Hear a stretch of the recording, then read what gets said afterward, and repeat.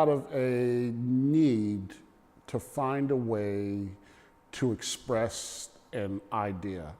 I've had a number of students that have done work with projection mapping, so I was sort of like aware of what it was and how it could be used, and I could see that it's a very strong sort of like communications tool, but also what was really exciting to me from an artistic and sculptural standpoint was that it was a way of animating a static object.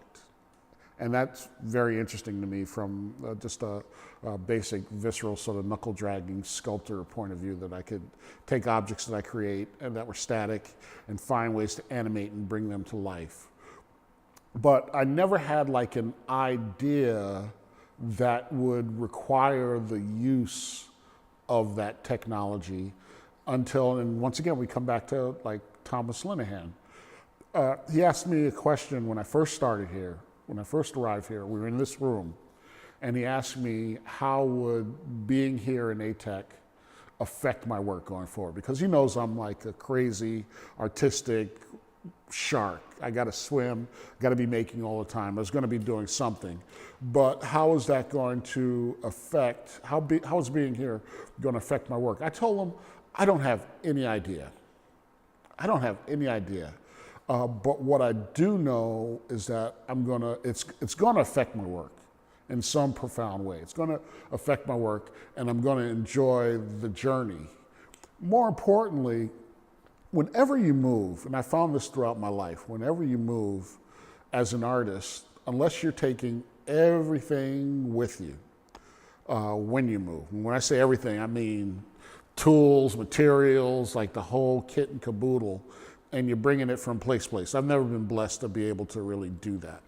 Whenever you move to a new place, I found that I've always almost had to rethink about how am I going to make art, because you're not going to be able to make it in the same way that you were making it at the place that you were before.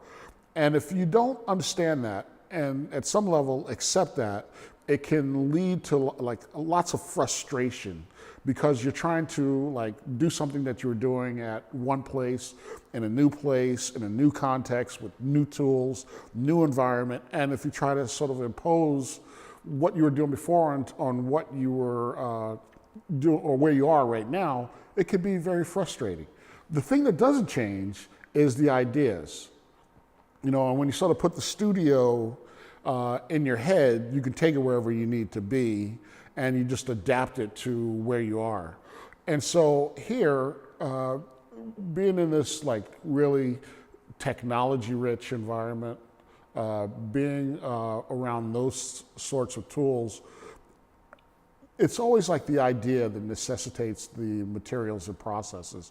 And to get back to projection mapping, what happened was that I was dealing with an idea that dealt centrally at a conceptual level with how projected images can affect, how projected images operate and affect our perception of people within our culture.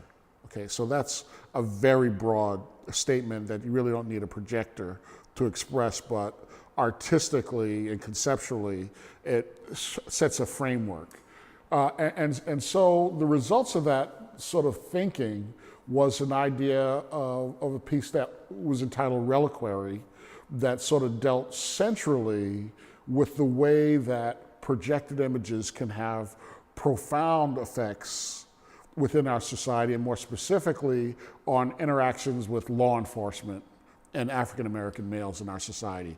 And so there, you know, conceptually, you have an idea about projected images, and then you begin to think about how you're going to express that idea and the things that you are going to bring together to sort of bring what's in your head into the physical world. And then you begin to think about sculpture, okay? You begin to think about imagery. You begin to think about sound. And you begin to think about both the still and the moving images. And the only place to really get there in that way is by using projection mapping as a technique. So that was sort of the diving off point for that.